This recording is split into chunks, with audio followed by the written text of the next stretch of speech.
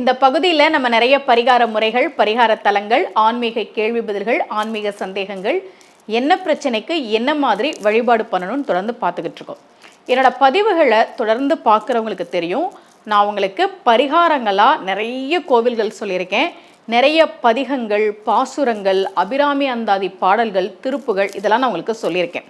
இந்த கோவிலில் இந்த தேதியில் இந்த விசேஷம் நடக்கும், அதை போய் பாருங்க, இந்த மாதிரிலாம் நான் உங்களுக்கு நிறைய சொல்லியிருக்கேன். நாயன்மார்களுடைய குரு பூஜை வரும்போதெல்லாம் இல்லையா, அதே மாதிரி ஒரு வைபவம் பற்றி தான் இன்னைக்கு நான் உங்களுக்கு சொல்ல போகிறேன்.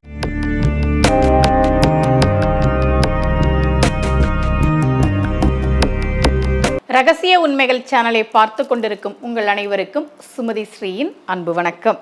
ஜூன் 15ஆம் தேதி தேனுபுரீஸ்வரர் கோவில், பட்டீஸ்வரம்னு கும்பகோணம் பக்கத்தில் இருக்குது. அங்கே இருக்கக்கூடிய சிவபெருமானுக்கு பேர் தேனுபுரீஸ்வரர்.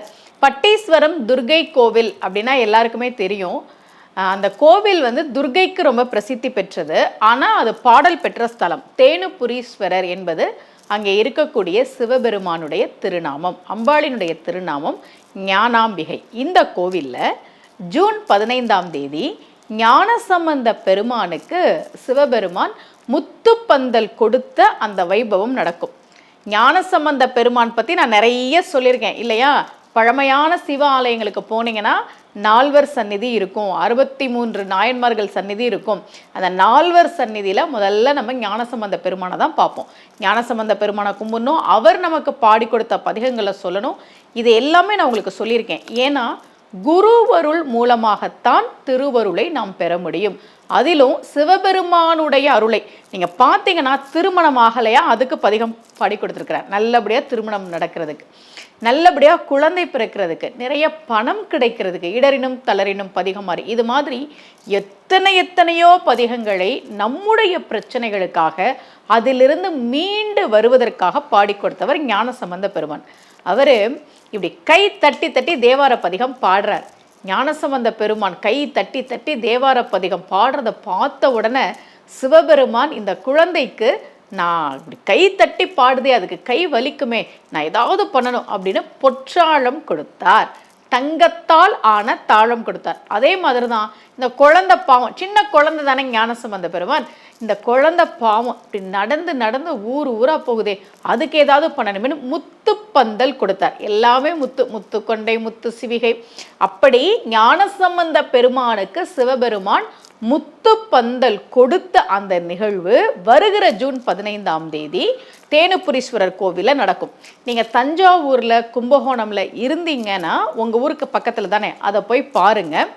அல்லது நாங்கள் வெளியூரில் இருக்கிறோம், வெளிநாட்டில் இருக்கிறோம், நாங்கள் அதெல்லாம் பார்க்க முடியாதே அப்படின்னா, எதுக்காக முத்து பந்தல் கொடுத்தார்?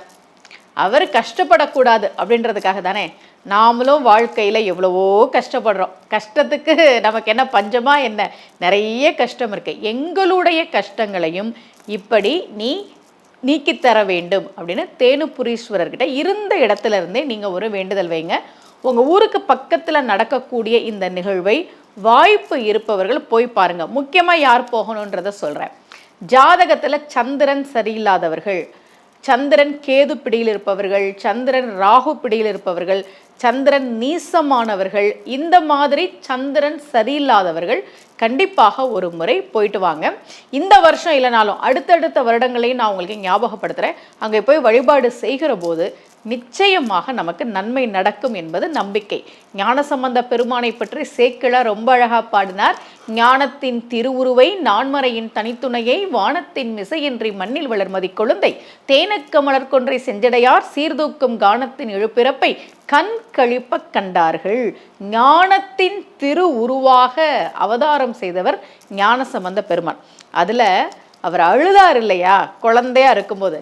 அந்த அழுததை சேக்கிழார் எப்படி எழுதினார் தெரியுமா? புனித வாய் மலர்ந்து அழுத. அது புனித வாய், ஏன்னா தேவாரம் பாட போகிற வாய் இல்லையா, மலர்ந்து அழுதன்னார். நீங்கள் எப்பயாவது அழும்போது இந்த நிகழ்ச்சியில் நான் சொல்கிறத ஞாபகம் வச்சு அதை நினச்சி பாருங்கள். அழும்போது வாய் மலர்ந்து இருக்காது, குவிஞ்சுதான் இருக்கும்.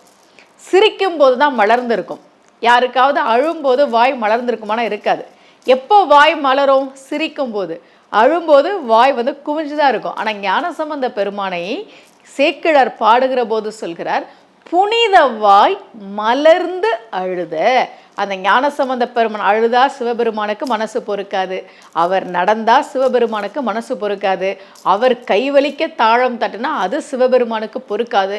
இந்தா வச்சுக்கோ, பொற்றாளம் வச்சுக்கோ, இந்தா முத்து சிவிகை வச்சுக்கோ, இந்தா உனக்கு பொருள் வேணுமா வச்சுக்கோ, அப்படி கொடுத்து கொடுத்து கொடுத்து ஞானசம்பந்த பெருமானுக்கு கொடுத்து அருள் செய்தவர் சிவபெருமான். அந்த ஞானசம்பந்தரின் மூலமாகத்தான் நாம் சிவனுடைய அருளை பெற வேண்டும் என்பதால் தான் இந்த மாதிரி வைபவங்களை எல்லாம் நம்ம கோவில்களை வச்சாங்க. வாய்ப்பு கிடைச்சா ஜூன் 15ஆம் தேதி பட்டீஸ்வரம் கோவிலுக்கு போங்க, அல்லது நீங்கள் இருக்கும் இடத்தில் இருந்தே ஞானசம்பந்த பெருமானையும் தேனுபுரீஸ்வரரையும் வழிபாடு செய்யுங்கள். நிச்சயமாக ஜாதகத்தில் இருக்கக்கூடிய கிரக தோஷங்கள், அதிலும் முக்கியமாக சந்திரன் சரியில்லாமல் இருந்து அவதிப்படுபவர்கள் ஒரு மாற்றத்தை பார்க்க முடியும். இதே போல ஒரு பரிகார முறையோடு மீண்டும் உங்கள் அனைவரையும் சந்திக்கிறேன். அனைவருக்கும் அன்புடன் சுமதி ஸ்ரீ.